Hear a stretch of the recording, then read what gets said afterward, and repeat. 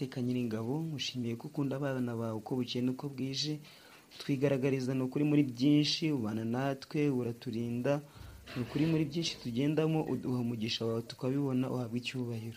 Tugushimire ko uduhaye uyu mwanya mwiza ngo twige ijambo ryawe, reka utuyobore muri iyi ngingo yo kuwa mbere, Mwami Imana utube hafi, maze tubashe kwigiramo byinshi byatugeza iwawe mu ijuru. Tugirire neza rero, uha umugisha buri wese uzakurikira iyi video akayumva, ni ukuri uzamuhe umugisha wawe kandi uzamuhe kumvira ijambo ririmo, reka utuyobore kandi umwuka wawe uradufashe mu izina rya Yesu, amen. Nanone nongeye kubaha ikaze kandi ndabasuhuje mu izina rya Yesu, ubuntu bw'Umwami Yesu bubane namwe. Nanone rero tugiye gukomeza icyigisho cyacu, ni icyigisho cya 4 kivuga ngo uburyo Imana iturokora. Ahangaha tugiye kureba ingingo yo kuwa mbere, aho ku isabato nimugoroba ejo twabonye uburyo tugiye kuziga uburyo Imana yaturokoye mu gihe twari turi kure yayo, ntacyo twakwishoboza kugira ngo dutabarwe, nuko Yesu araza adukura mu rwobo rw'ibyaha ndetse ahantu twari twishyize habi tutabasha kwikuramo. Rero uyu munsi ni kuwa mbere ariho 16 Nyakanga 2023. Ingingo y'uyu munsi iravuga ngo abari bapfuye kandi bayobejwe na Satani. Abari bapfuye kandi barayobejwe na Satani. Hano baturangiye isomo riri mu Efeso igice cya 2 umurongo wa 1 kugera ku wa 10. Noneho barangije baratubaza ngo ni ikihe gitekerezo cy'ingenzi Pawulo aduha hano kubirebana n'icyo Yesu yadukoreye. Reka tuyasome twihuse. Abefeso igice cya 2 umurongo wa 1 haranditswe ngo umutwe w'amagambo avuga ngo gukizwa n'ubuntu. Haranditswe ngo namwe yarabazuye mwebwe abari bapfuye muzize ibicumuro n'ibyaha byanyu, ibyo mwagenderagamo kera mukurikiza imigenzo y'iyi si, mugakurikiza umwami utegeka ikirere ari we mwuka ukorera mu batumvira. Kandi natwe twese twahoze muri bo dukurikiza ibyo kamere yacu yifuza, tugakora ibyo kamere n'imitima yacu byishakira, kandi ku bwa kavukire yacu twari abo kugirirwa umujinya nk'abandi bose. Ariko Imana kuko ari umutunzi w'imbabazi, yaduhinduranye bazima na Kristo kubw'urukundo rwinshi yadukunze, ubwo twari dupfuye tuzize ibicumuro byacu, ubuntu nibwo bwabakijije. Nuko ituzurana nawe, itwicaranya nawe mu ijuru mu buryo bw'umwuka turi muri Kristo,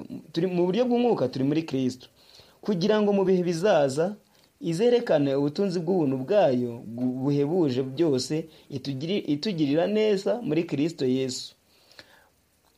Mwakijijwe n'ubuntu kubwo kwizera, ntibyavuye kuri mwe ahubwo ni impano y'Imana, ntibyavuye no ku mirimo ya kugira ngo hatagira umuntu wirarira, kuko turabo yaremye ituremeye imirimo myiza muri Kristo Yesu, iyo Imana yiteguriye kera kugira ngo tuyigenderemo.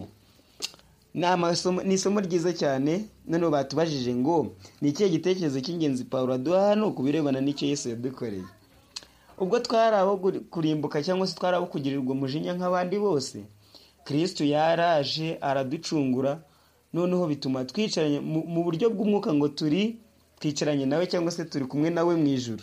Ahangaha byerekana ko iyo turi mu kwizera, iyo twizeye neza Yesu Kristo tudakebakeba, tutaricisha ku ruhande hirya no hino, tubasha kwicarana na Kristo cyangwa se tubasha kugera mu gukomanga ku marembo yo mu ijuru tukugurirwa mu buryo bw'umwuka. Hano katwumva icyo Pawulo cyangwa se icyo uyu mwanditsi yatubwiye.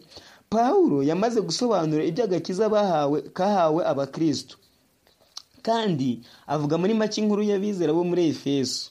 Mu Efeso igice cya 2 umurongo wa 1 kugera ku wa 10, Pawulo noneho atubwira inkuru yo guhinduka kwabo mu magambo arambuye, maze akibanda ku muntu ku giti cye. Agereranya hahise habo imibereho yari yuzuye ibyaha n'imigisha izanwa n'agakiza k'Imana, iyo isobanura nko kugira uruhare mu muzuko, kuzamurwa mu ijuru no gushyirwa hejuru kwa Kristo. Nuko akishimira ishingiro ry'ako gakiza riri mu buntu n'umurimo w'Imana wo kurema.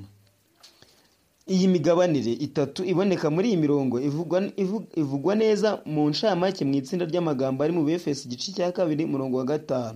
Icya mbere, twari twarapfiriye mu bicumuro.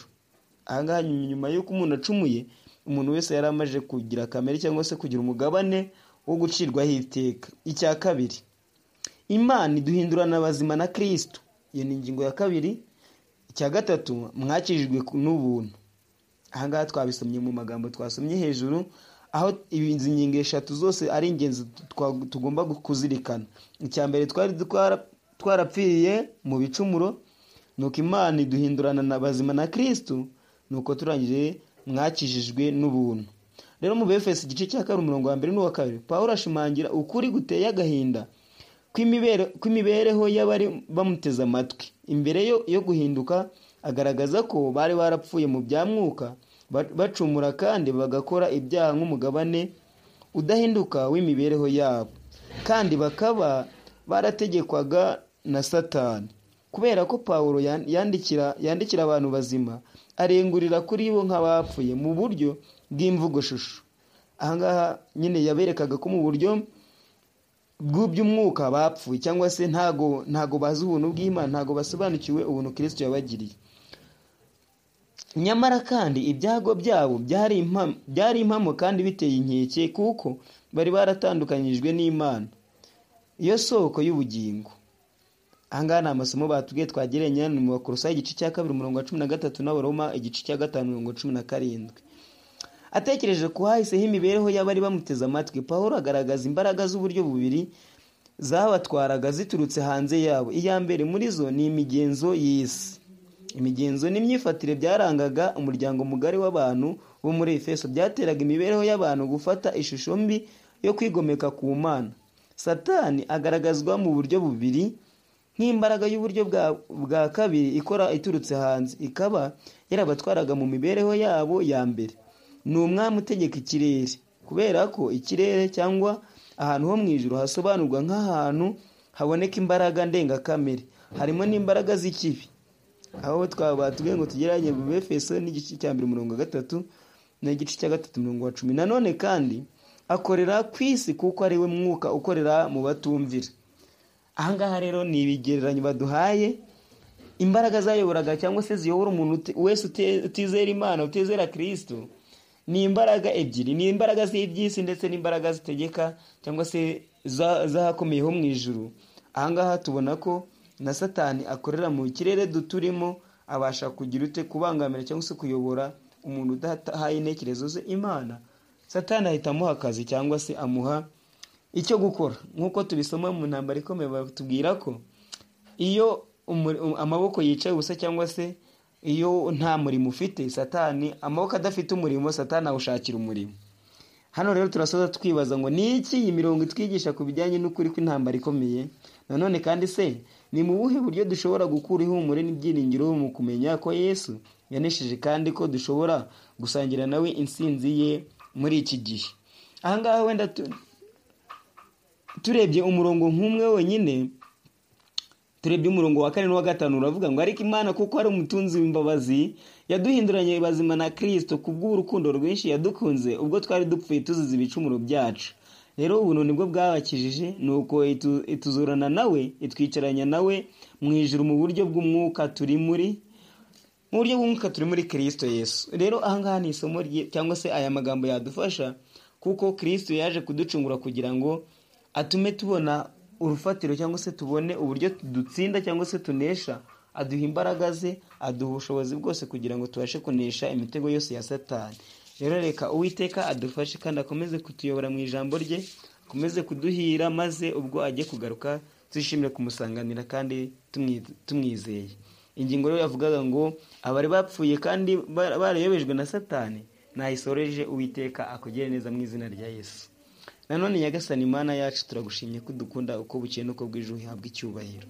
Ubashe kutwigisha ko waducunguye atari kubw'ikiguzi twatanze, ahubwo kubw'ubuntu bwawe n'urukundo udukunda, ubishimirwe. Ngo bana natwe rero tugirire neza mu izina rya Yesu. Amen.